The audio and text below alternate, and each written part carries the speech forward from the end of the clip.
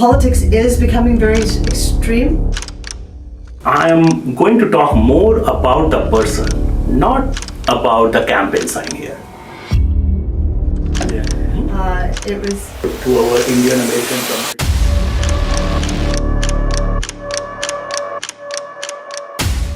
Hello, ePadosi viewers. Today, I'm talking with Rakhi Israni, an attorney, educator, entrepreneur, and mom of 4. And now she is ready for big public stage. She is running for US Congress this year. But in this conversation, I am going to talk more about the person, not about the campaign sign here. I would like to know, and for my viewers, who is this person behind this ballot name, Rakhi Israni? What is her story? What motivates her? And why exactly she is running? I'm sure you all are interested to know that. So here, welcome Rakhi for the interview. Thank you for having me here. So Rakhi, tell me about yourself.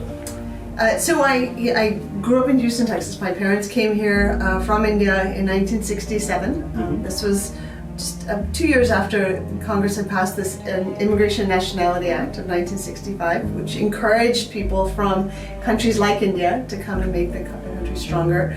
And so and I was born in the South. I grew up in Houston, Texas.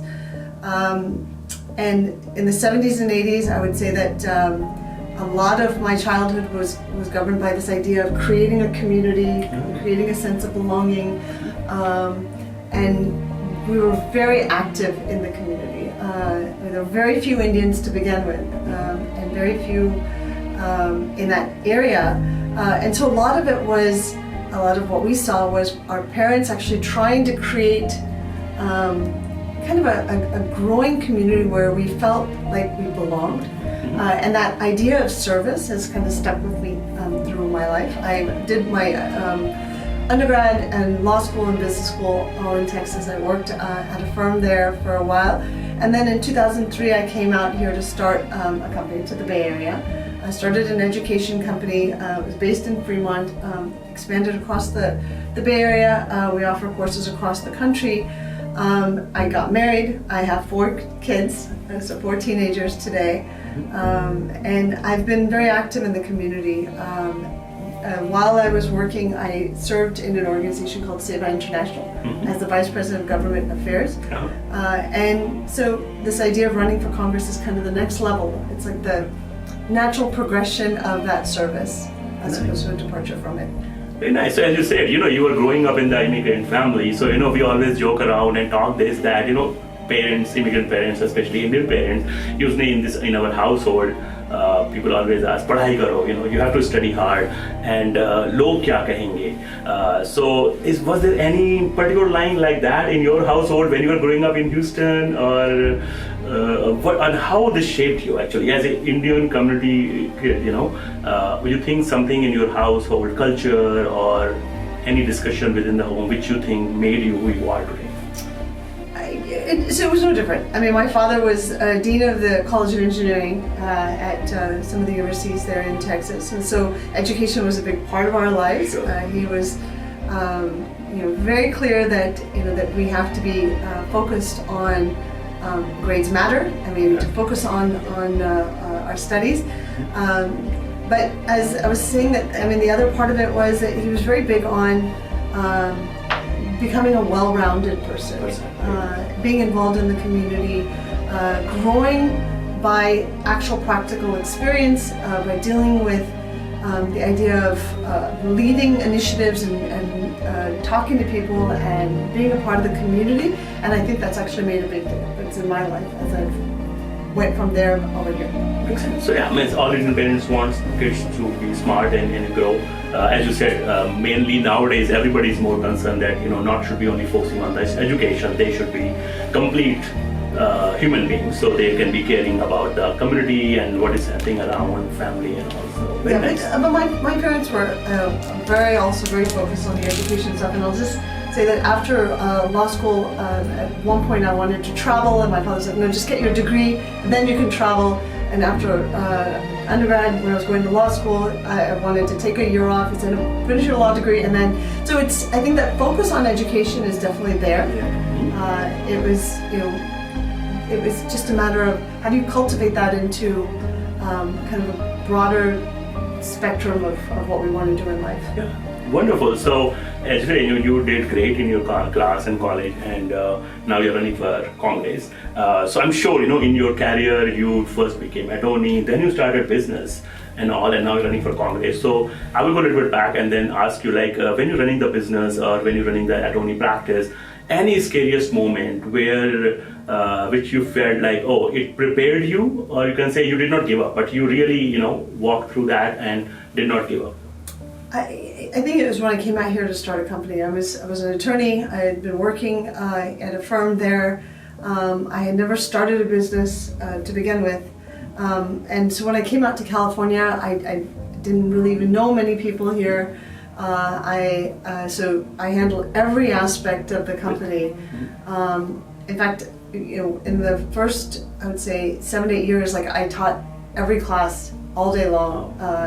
It was a 7-day a week, all day long initiative, and it was hard, especially when all my family was back in Texas, doing that here. But if I look back at life, that was probably the best period of my life as well. Nice. I interacted with every student, mentored them, spent hours with them to kind of understand their outlook on life and what they're looking to do, how I could be helpful to shaping their perspective on life. I think those are the things that helped me grow as an individual as well. That's nice. So you are a true entrepreneur, who know how to handle the problems and how to take care of that. Very nice.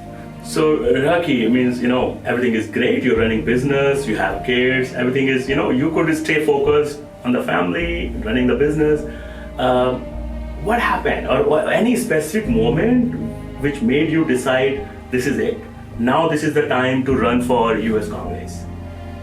So there's a couple of things that have led to this decision to run for Congress. As we know, the rhetoric on both the left and the right has become very extreme against our community. And we're a community that is just very focused on living our lives and raising our kids, going to work. We do our job and we go home and we just want to. I think that the rhetoric actually that we're seeing is extreme on both sides, but then also the policies that we're seeing that are being highlighted, as we saw with SB 403 here in California, was one such example of a bill that would have hurt our economic opportunities. This was a caste discrimination bill that was introduced by my opponent now, Aisha Wahab, where it was on this idea of caste discrimination, but if you really look at it, it was actually overt discrimination against our community. It would have hurt our economic opportunities. It would have stigmatized our children with something that they probably don't even understand at this point. And the worst part about that process was that our community had no voice whatsoever. I mean, she wasn't willing to engage with us or to discuss the mechanisms by which she's highlighting caste or how do we minimize the damage. And so that was there. And then in the last couple of years, I served as the Vice President of Government Affairs for Save On International, looking at the policies, looking at how they're being drafted and what the impact is on the ground, and whether it's in education or in food insecurity or mental health or disaster relief, you see across the board that the policies might sound good when they're drafted, but the impact and the accountability for those policies is completely lacking. And so that's when this opportunity of running for this seat, this was an open seat, the current congressman at that time was running for governor. It was a great opportunity to be able to serve the larger community, given my experience in running a business, given the policy making experience I've had, being involved in the educational system. This was a great opportunity to step in and make a greater impact for our community and the larger society. So Rakhi, if you don't speak as a candidate, but as a Desi mom, what makes you worry about your kid and what gives you hope? So one of the main concerns I have with growing up as a teenager or as in college today is the negative rhetoric and how it affects our kids, especially because a lot of it is directed right at our community and our opportunities. And you see that, when it's one thing when kids are at home sheltered by their parents, but when they have to go out into the world, into college, the influences that are there that are looking to kind of tear down who they are or what their identity are so strong that we as parents actually need to ensure that they understand who we are and what values we bring and what gives us strength as an individual and as a community. And I think that's what also kind of gives me hope is that I tell my husband this all the time, that we have 4 kids, and as long as we've given them a process for life, a framework, a decision-making framework that they can use to approach conflicts or approach life situations, then everything kind of works out. And I guess the main hope that I feel, with at least with my own kids and a lot of the kids that we interact with, is that they will rely on that decision-making framework and on those values as they go out into kind of a very noisy world. Perfect. Now, any final word to our Indian American community in Bay Area? So 2 things. One is to the kids, actually, as an extension of that last question, is that there are a lot of people out there that want to tell you how to think. That all of them have a duty to kind of analyze and think for themselves as to what's right and wrong. For the community, I think the main thing I want to say is that the politics is becoming very extreme and very vicious on both sides. A lot of that, especially in the political side, is decided in the primaries. Where, especially in safe blue or safe red seats where there's no chance of those seats getting flipped, that's when the parties feel very confident to be able to move it more extreme one way or the other. Those are the seats that we need to vote in.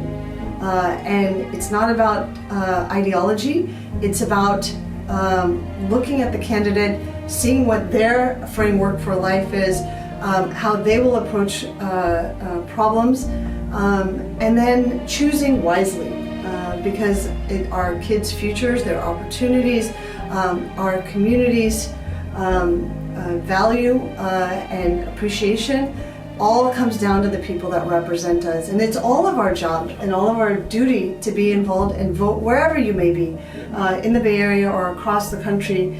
The system will continue to become extreme if we do not participate in the way that we're expected to do so. Makes sense.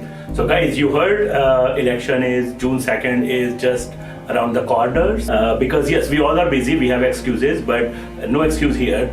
So definitely go and vote. So Rakhi, thank you very much. Thanks for joining us today.